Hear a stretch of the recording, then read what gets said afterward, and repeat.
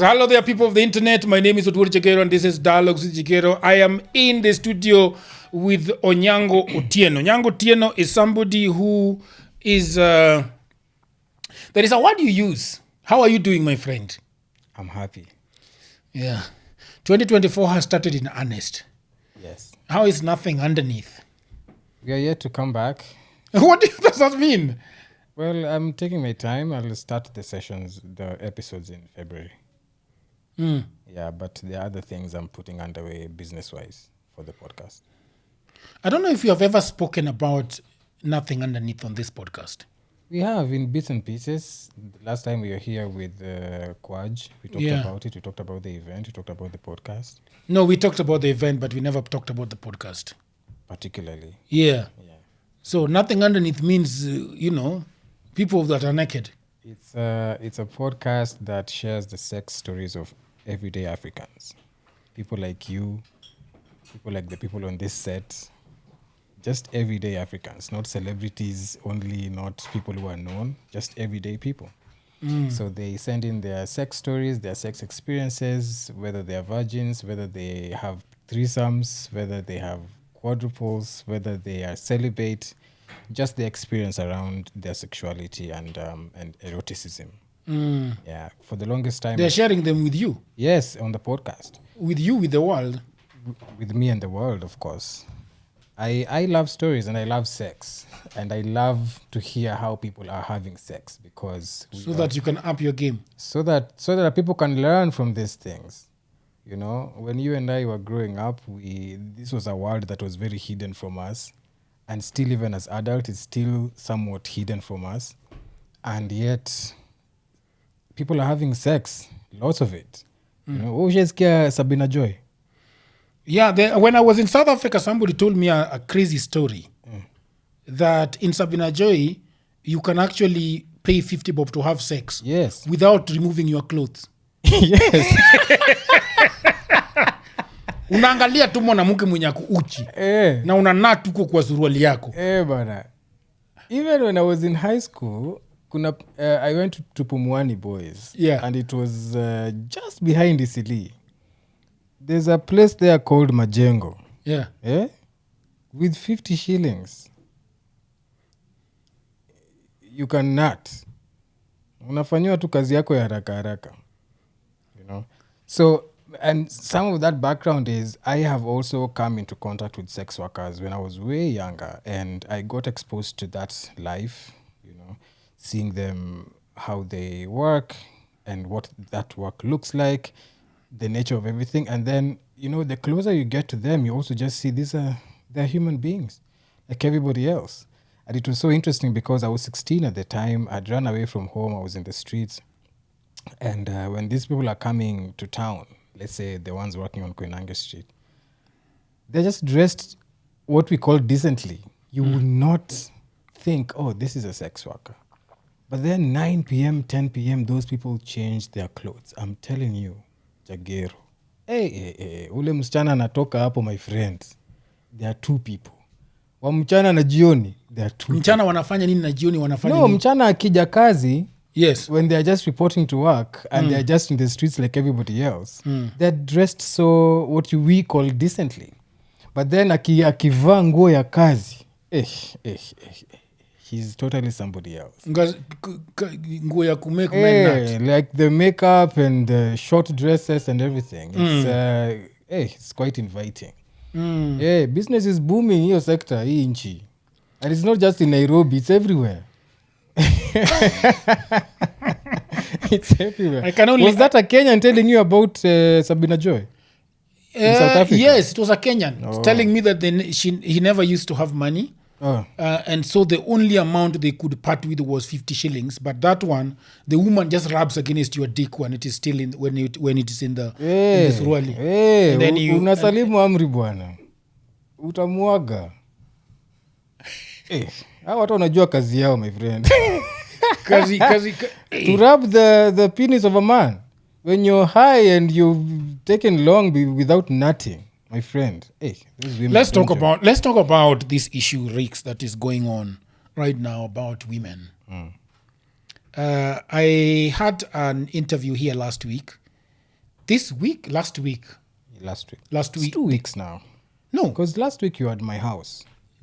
Oh, that's the week you talked to Yes, Wendy. this is the week that I talked with Wendy, and Wendy was giving us, telling me a horror story of this of the anal rape that she suffered, and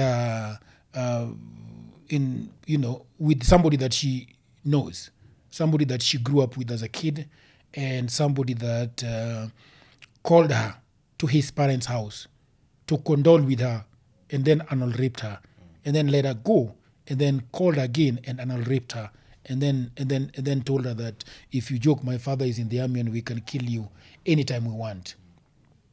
The story of Wendy is not like the story of Wendy could have ended in a homicide or a femicide. Possibly. You see, and then she told me about having a boyfriend later in life who also almost killed her. She said that this guy made her poop her pants, And then after that, when the story of Wendy, went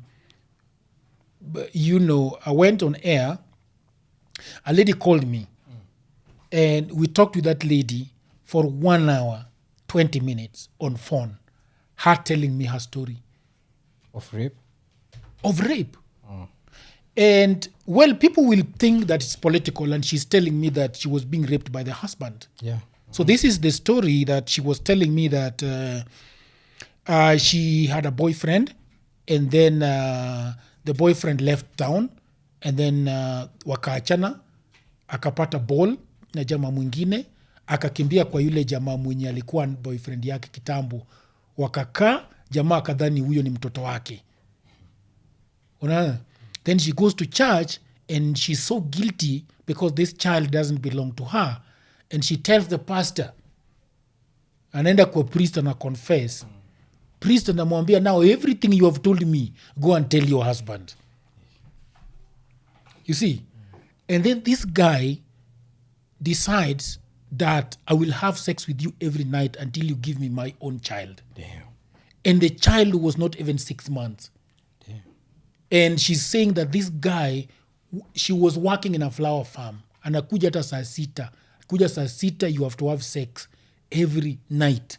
Damn. Until she got a baby. Damn. And she was pregnant, and the other one was like 1 year, 2 months. Damn. And she's saying that this guy almost killed her at night. Alimnyonga mpaka the child started crying and crawling all over them, and she was dying underneath this guy. You see? And then she went to church, and the church said, you cannot leave. You're the only one who holds this family. Where's the talker? So what are women telling you out there? You are friends with women. You told me that they call you an ally. What is an ally, by the way? Tell us about an ally. To all oppressed groups on this earth. Yes. Because I understand oppression as somebody who grew up in a very oppressed in my own home. Yeah. Not able to express myself, my pains, my feelings at home, because we had a really brutal father there. An ally basically means somebody who is a supporter of a cause. You're not the center of the cause, you're a supporter of the cause. So, kitambo nilikuwa na shanga, should I call myself a feminist? But I'm thinking, I'm not a woman. I'm not directly involved in the experiences a woman is going through. But then I came across the word ally. So like I support, the feminist causes, trans causes, LGBTQIA causes, because they are oppressed. I also support the groups of men on this earth who are oppressed either by race, by class, by political underpinnings, whatever it is. Yeah. So an ally is simply just a supporter of a cause. You have told about your story of your father being very violent to your mother. I have told a little bit of my story of the violence. For me, I like to say that I grew up in a very violent, kind of community. It was not just the it was not just my father that was violent against my mother, but that violence was cutting across. My grandfather was violent. A lot of women that I was raised in the village, so mtu akipigwa to the other side of the home, na wanapiganga nduru tu. Hiyo nduru sisikiangi kwa town, by the way. Hiyo nduru ya wanawake ya village, asking for help. I don't see it in anyway. Inategemea unaishi wapi. Yeah. Ni town wapi unaishi. Yeah, because mimi kama nikigrow up Huruma Estate, those were normal things, man. Like wanawake kulia nduru wanapigwa na bwana zao. Yeah. Neighbor, it was like every day. So inategemea pia unaishi wapi. Yeah. So it's I don't know what my train of thought is lost in the story that I was trying to tell you, but I think I was trying to say that a lot of those beatings were from the women really, should I say, condoned, vumiliated them to some extent, and I'm just wondering what are women telling you about these things that they are. Because Wendy was telling me that Jagero, people are saying that the women that are being killed are somehow looking for things from men, that they are looking for money from men, that they took money from men and now they can't have sex with them. And she was telling me that the guy that anal raped me twice, I went to his house and I knew them, and they were condoling with me. They were not giving me any tea, they were not giving me any money, they were not giving me anything. And yet they were doing all these things to us. The other thing that she was saying was that all the men that have tried to kill her are actually people that she knows and people that are very, very close. Yeah. And that's the general statistic globally. Majority of the femicides that have been recorded, these men knew these women. Very few are strangers. Very, very few are strangers. Much of the time, this person either knows this person as a neighbor, they dated, or they are actually married. Most times, there are people who are very well known to them. And one of the big problems we have as a society is when we were young, there is a way we witnessed women being treated around us. And if the suffering of your mother didn't get to you, then subconsciously you took that is the place women belonged. So you and I, for example, what we saw, they were really crazy stories, by the way. This is like really crazy stories. They're really crazy stories. And we are just two men. Yeah. Now imagine like if all of us now just started talking about the things we saw our mothers going through. It's a lot of crazy shit, man. Like if we are really being honest, it's like some really crazy stuff, right? So you and I, for example, decided, okay, one day I will date women, because we are heterosexual. But mimi mambo ya vita mi si mambo yangu. You decided. Yeah, you said, hata kama tumekosana aje na mtu, kupigana na mtu mimi si. And that is what I was telling somebody the other day, that I find that as men or as abusers, we are having a lot of having a lot of excuses. Yeah. Because I feel like as a human being, you just have to put yourself on the other side of the table and sit your twin self the other side and say, okay, Rix, really, your mother was beaten, your mother was abused, these things were done to your mother, and this anger that I'm having, this temptation that I'm having to do this thing to another woman, do I have control over how I decide to lead my life? Even though, because some people are saying that most people that are abusing others saw some sort of abuse, and I don't know Yes. The psychology behind it. the psychology behind it. And for me, I am like, I saw people being beaten around. You see, I saw my grandfather put a knife on top of a jiko and then place it on the thigh of my grandmother. You see, crazy things. And then the question that you are asking myself, that am I going to take a kisu, put it on a jiko and put it on the thigh of my wife or on the thigh of my girlfriend just because I saw somebody putting it? Because I feel like as human being we are sort of underestimating ourselves. We're underestimating ourselves, that because we saw this way of life, we can sort of decide that this is not actually a good life. Yeah, we would like it to be that simple, but it isn't. You see, the other thing is, these men as well, most of them drank a lot, right? Yes. They abused alcohol. Some of them were also sick, and they didn't know they were sick with alcoholism. Now, there are people who grew up in those environments and take up alcohol as the same way their fathers did. Yes. And there are those who are like, mimi sitaki kuwa karibu na pombe. You get? So the way the brain works is a very complex place. See, there are people who go to the right side, there are people who go to the other extreme end. Yes. You get? So we are assuming that every human being will be noble enough to say, this is a bad thing, it should not be repeated.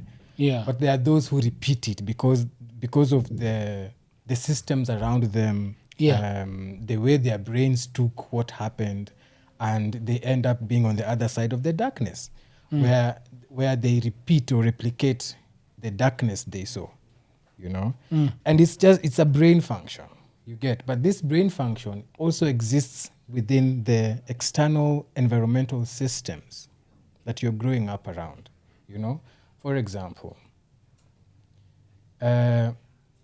I think it helps to ask questions from childhood, Like, you are very inquisitive about things, right? And I find that most times when people are inquisitive, even when you grew up in such an environment, there's a way you're a little different. Those who never asked questions, they just repeated what they saw. So not so many of us come out on the other side saying, hii kitu mimi hainifurahishi na ninashangaa kwa nini, because me, I did not really understand. This woman you're telling me to hate wakes me up in the morning, teaches me how to tie my shoelace, waits for me because I was a very slow eater, 2 hours long every day. I've seen my mother pregnant and what pregnancy does to a woman. Yeah. I've seen her lose a baby from this pregnancy I watched from day one, and the pain that came with it.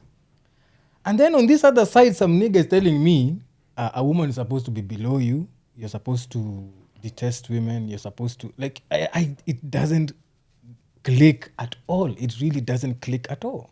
So you are asking me what women are telling me about their experiences.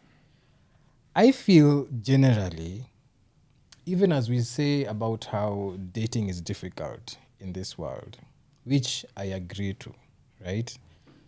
The traumas we are carrying, mashida za pesa, shida za familia, some other education, vitu mingi. Somehow I still really feel for especially heterosexual women who want to love men, because they want more, They want more connection. They want to feel that we can have conversations, They want to feel some kind of safety. And this safety is not particularly just oriented to money, as we willfully put it in our social commentary. There is something a little higher, a little deeper, But then if I go back, I also see that nobody taught us about how to be in relationships, Juzi, we were talking about, you were telling me how, where were we? You were saying something about how, there are situations where maybe a lady would want you to be texting her all the time, na wewe unaona hiyo ni ngumu sana. That's not where you're coming from. You didn't even grow up with these gadgets anyway. Yes. You know, and then all of a sudden you have an iPhone 15 Pro Max that can deliver iMessage from here to South Asia. Yes, You know? yes, and it is saying delivered. Yeah, red. You see, and umesoma na uja reply ama uko kwa simu yako. You see, so we are socialized very differently about communication, even communication in friendship. You and I, for example, when we text each other, I don't always anticipate that you'll respond to me immediately unless we are working. Right? Like your pressure is asina. But somehow when we come to our relationships, that grace is never there. Yes. It's not there. We don't offer each other that grace. Now, women also, they get angry a lot. And yes, some of them are also abusive. Some of them weaponize sex, for example. Some of them beat up their husbands, their boyfriends, right? If you go back in time, kidogo, there was a time when it was in the news, I don't know how true it was, that Wetangula was being beaten by the wife. Na watu walichekelea hii. Kicheko kutoka hapa mpaka Siaya. And even recently I came across a TikTok video of this very funny TikTok guy. I forget his name, but he talks like you. And he was telling so the joke was around ati kama wewe ni mwanaume na unakonga ukipigwa na wasichana ama bibi yako, huwezi ongea kati ya wanaume wengine. You see, huwezi kuja kwa baraza. You know, and of course it was coming out, it's a joke and whatever, you know. But I am constantly seeing how when men, for most of the parts, when we get angry, we want to exercise this physicality and power over women's bodies, you know. And for you to know that, it is almost everywhere you go. Almost all of us have that story. We've seen it, we've heard it, and it's almost every day. So the thing is, while women also get angry in these relationships, in these marriages, why don't we ever ask ourselves, how come the numbers of violence like women met on men physically, emotionally, you know, is never as proportionate to the vice versa, where unaamka unasikia jamaa alirape a 2-year-old girl. Uko India kwanza, I don't know if you know, but the rates of rape, especially even teenage girls, 15-year-olds, 12-year-olds that are gang raped, it is out of this world. Like in India. It is out of this world. And even the ones we know in Kenya, in Sierra Leone, in kwanza South Africa even, like it is bad, you get. So for me, I say, at least for our parts as men, heterosexual men, most importantly, we have to be honest about this conversation. We have to be honest that we are not okay. And there is this conditioning that we've had for a very long time. The notion that you are above a woman is something that was ingrained in us. And even if your father may not have told you directly, you saw it by how he behaved around your mother. You saw it by how adult men behaved around women. And how, even in Luo, man, like, there's a term we use for girls called nyathi. Yes. Right? What else is nyathi? If nyathi is not a girl, who is nyathi? Just say, I want to hear. If nyathi in Luo, if nyathi is not a girl, it's a baby. It's a baby. Yes. It's a child. Yeah. Right? So these two things they're together. They're synonyms that we use one name to refer to two people whom we think are below us. Yes. Is that because of how we treat them? is- It's is- right there. Is that the idea? Where would it come from? I've never thought about it, by the way. That's nice. I've never thought about why we call them nothing. Your yom, your softness, your femininity. We associate it with the innocence of a child. Is it in other? It is also there in Kalenjin. Really? And maybe Nilotic groups. Now I'm not sure about everybody else. But you see, this thing is now inculcated in our cultures, you know, because even when we were talking about the conversation around when a man dies and leaves behind a woman, widow, and somebody has to inherit them. Of course, you know, traditionally we spoke about the idea behind it and everything, right? I don't know about the plans that were there, vice versa, where the woman dies and leaves the man behind. Were there plans traditionally as well? Do you know? When the woman dies and leaves the man behind, easy. Just get another one. Easy. There's no big process. No. But there's a process for the woman. A whole who lot. stays back. We question that. There is something that I was discussing with Wendy, and when you listen to the stories of women, as from the point of view of a man, women always say, sasa wewe vitu zenye unafanya hata wewe unajua. Yeah. Like when we were all here, the men in the studio were wondering, ulirudi kwa huyu jamaa tena? And for us men, we are always thinking that women are making very bad choices. You know, childish sort of choices in regards to the way they behave with the abusers, people who abuse them. They sort of find themselves trapped. You know, like there are men who are saying, mi nikipigwa kesho siko huko. You know, so I don't know whether psychologically women find themselves more vulnerable to these abuses. I don't know what is going on there. Yes, so we always have to go back to the root of that conversation. Now, when we were younger, systemically,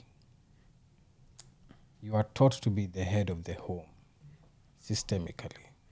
In all structures that pertain masculinity and manhood, you're trained, quote unquote, right? The woman is trained to be under you. So her identity, all her identity, from very early beginnings of her life, you know, is centered on serving a man, serving a home, right? So much that if you are unmarried, it's a political issue now as a woman. Yeah, because you have no place in the society. Yes, and people don't look at you like a human being, really. Do you think that they are training my young daughter who is 8 years old this? You don't know what right they're now? saying in school, man. And that's the thing. Yes. That's why we have to constantly be talking to our children about these things. Okay?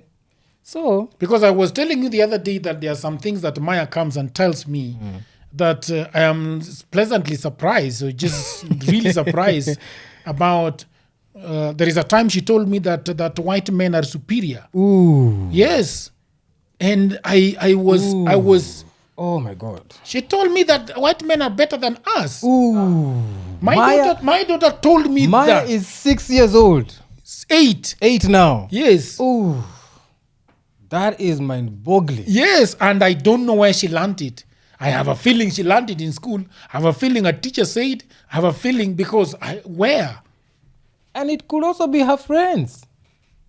Yes. It could be her friends, those kids they play with. Because those people share so much, my friend. You see.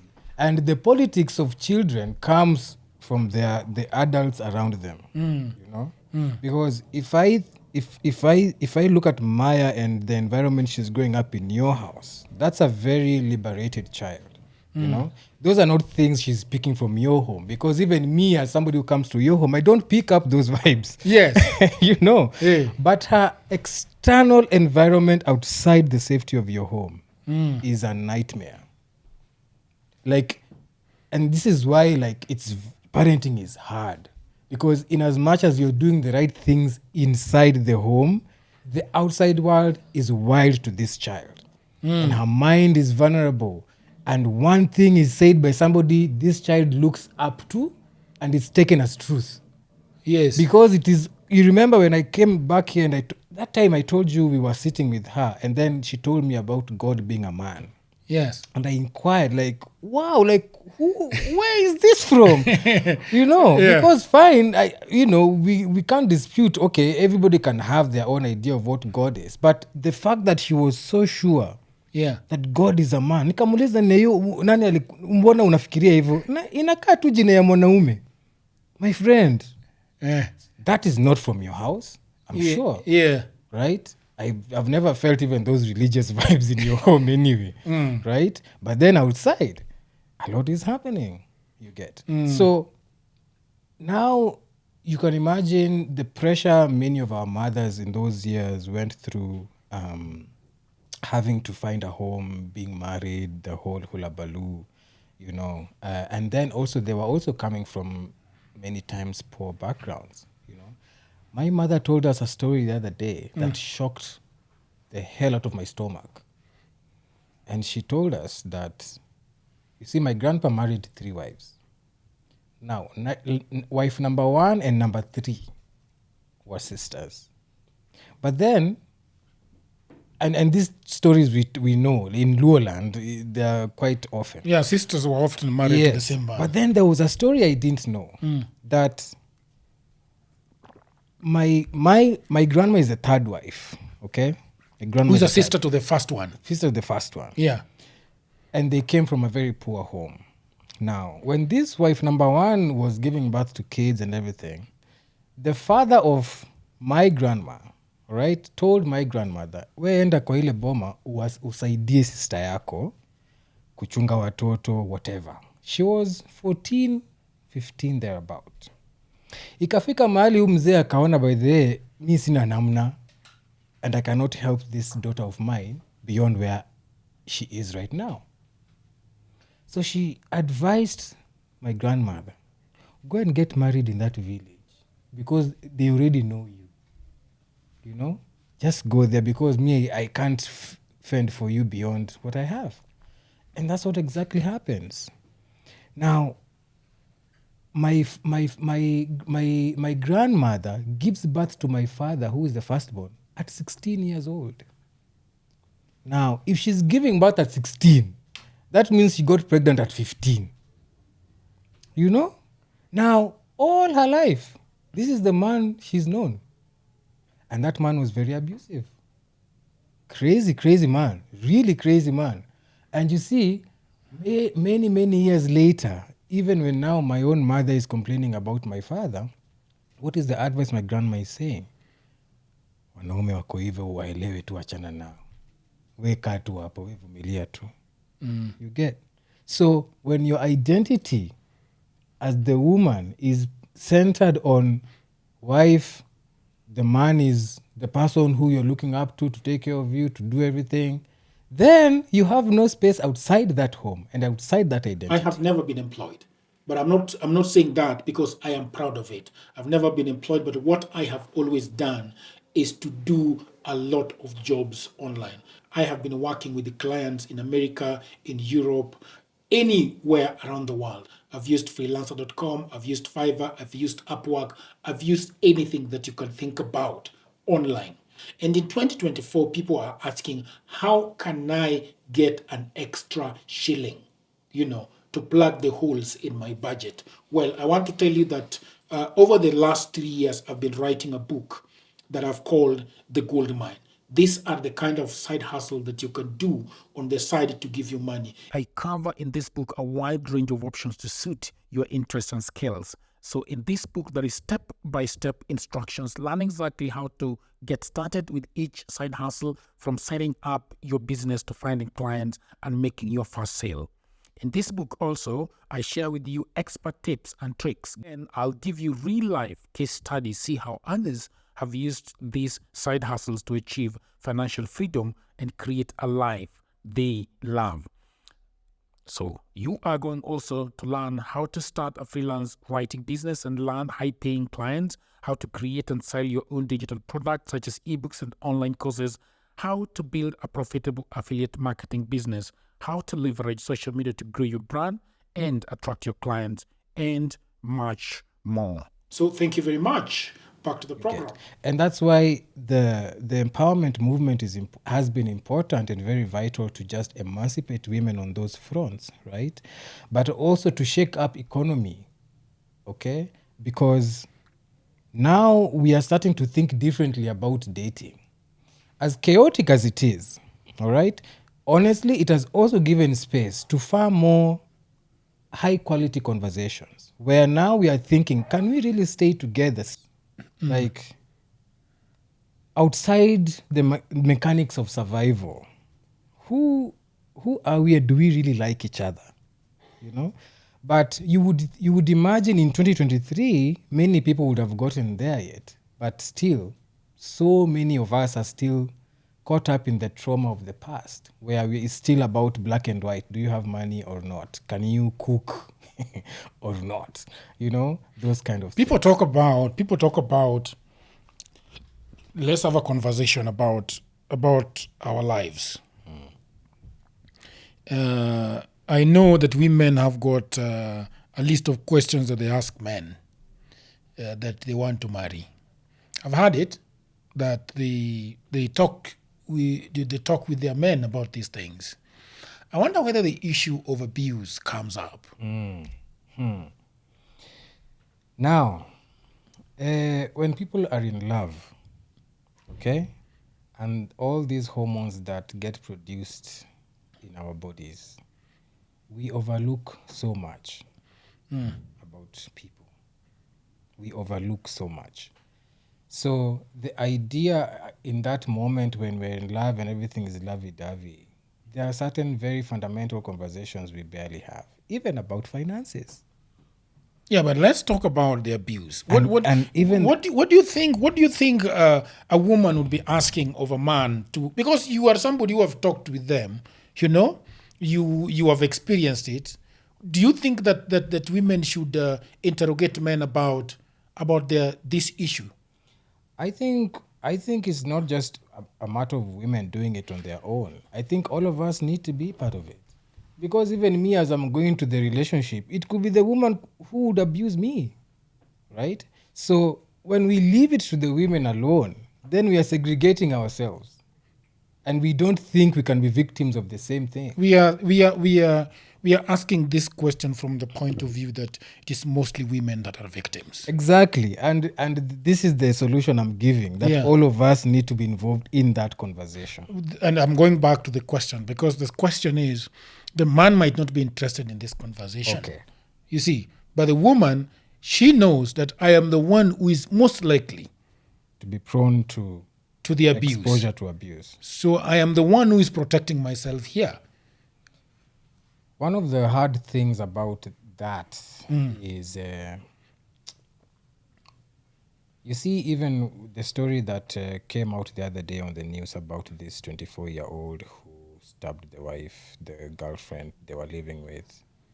Stories have come up that the people who knew this boy explain him as kijana mpole sana.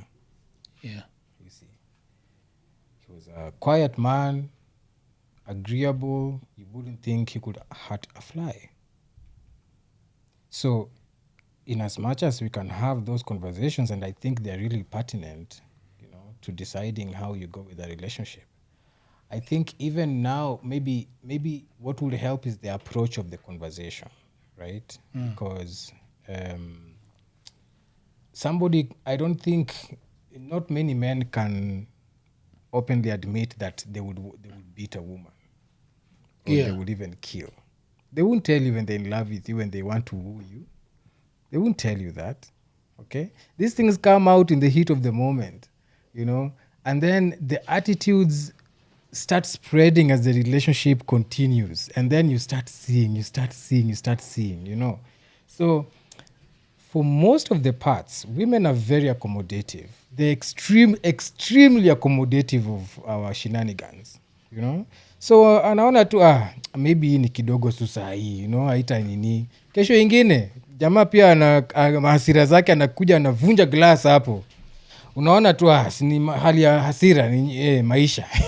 kesho amekushikia kisu, unajua. So tunasema, and then the other thing is we are never really prepared, man, for the abuse. Like, what insurance will you give yourself that this person today when we argue is going to strangle me? Sometimes you really can't see it. So the work really has to be like people like you and I, men especially, also need to be on the forefront of speaking up about these things a little more often. Okay, let's talk about it more, because for me, my siblings are people I've been talking to, and I've been very vocal about violence for such a long time, and that's why my father does not like me at all. Okay, and I speak to my brother about these things. I speak to the men around me about these things. You know, munajua mimi mkiananga siasa, mimi ninakujanga na mambo yangu, nawaambia hapana, tuende hivi, tuongee hiki na hii na hii na hii. And the issue really is not about being right or being wrong. For me, I want you to have a happy home. Okay, when you're safe, when you're safe, I'm actually safe too. You know that? Yeah. When I'm safe, you're safe too.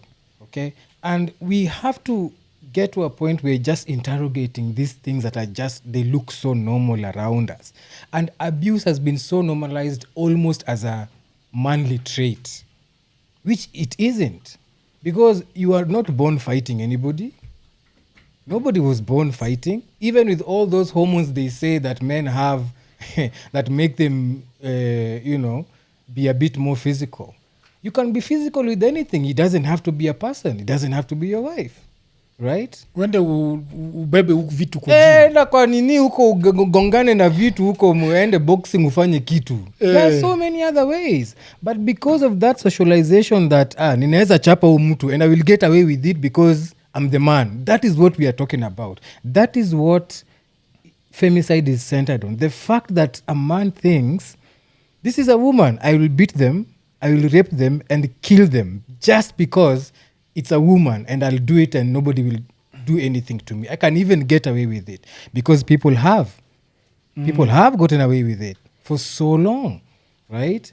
And that's what creates that tornado of impunity, that somebody else has done it elsewhere and nothing was done to them. I can go and sue for defamation. Kama huu mjama wa Wendys sasa hivi anakojolea kwa suruali. The other idea, perhaps, to wrap up this conversation is the idea of exit plan when you're sensing that you are in a bad place, you know. And when I talk to women, most of them are like very stuck. Yes. Because of children, because of mapato, they don't have shit, so they stay. They have children, they don't have school fees, so they stay. I mean, you guys that are coming from from this community of helping people get out of these situations, what is the way forward? The first time you see it, no second chance, leave? If I'm being honest with you, I think it's complex. It's complex, right? It's complex in the sense that emotions are also involved here. It's not just waking up and leaving. They're not just helping you to be quote unquote safe from violence. Emotions, and in fact, most of the time, it's emotions that bring people back. You know, despite the fact that somebody senses they are not safe there, it's the emotions. So the majority of the work is at the emotional level and also the economic level. Because, you find even as there are women who say, I'm here for the children. Sometimes, even like in my case, the children leave. We become adults, but then they're still stuck there, So the psychosocial support that needs to be done, it's very it's needed immediately. You get, support systems are another thing. Just recently, actually, there's been very heated conversations on the X app, which we still call Twitter, about helping somebody who is being abused, especially a woman who's being abused by the male partner, and they keep going back. Like, what do? You see, and people have been sharing their stories around that. Like, they tried to help a woman, and this guy almost tried to kill them. Just recently, actually, in the US, there was a girl, 15-year-old, who was killed by the boyfriend of her friend because she was trying to save her from this man's violence. So it's a complex matter that does not have just a straight answer. But the social support system for me is the biggest gate to just help people who are in these situations. On the other end, the legal system has a lot of work to do in regards to curbing these situations. I cannot count the number of abusers who have killed, who have maimed, who have raped, who have psychologically brutalized their either former wives or current wives or girlfriends, and you go to the police and nothing is done about it. The amount of education, for me, just living in this world, the way we accept violence as a normal thing scares the shit out of me.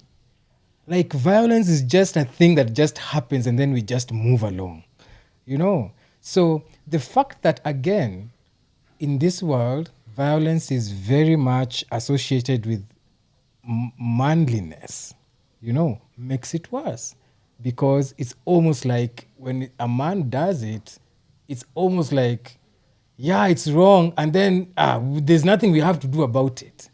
When a woman is doing the same thing, the world stops, right? So we need to interrogate our relationship with power, our relationship with politics, our relationship with economics, our relationship with gender dynamics, And all I'm saying is, everybody has liberty to decide how they want their relationship to run, okay?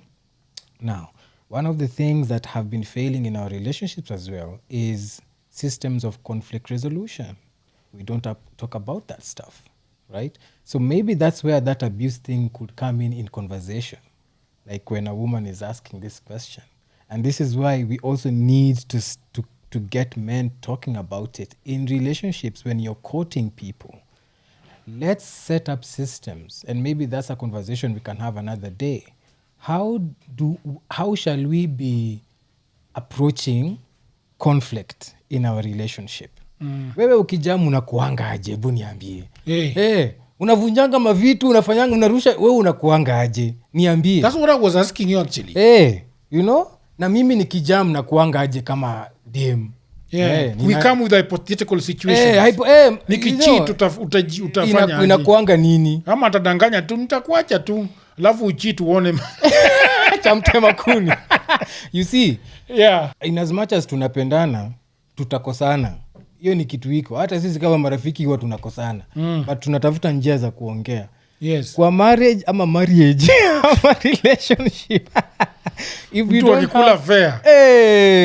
Unachukua kisu tunaenda wachana na hiyo maneno bwana. All right. Tuongee. Thank you very much, Rix. Always a pleasure. Thank you. There are several women that have been killed this week, and this guy called Lubanga was just telling me that there are things that he has learned since he started having a teenage girl. Nilikuwa anaongea ovyo kwa internet. He's a father. I didn't know. Yeah, he's a father of a girl in high school in Form 1. That's interesting. What? How old is this guy? This guy is young, but he fat young. Fair enough. What? I'm knowing that today, man. What? Until another episode. Bye for now. Lubanga.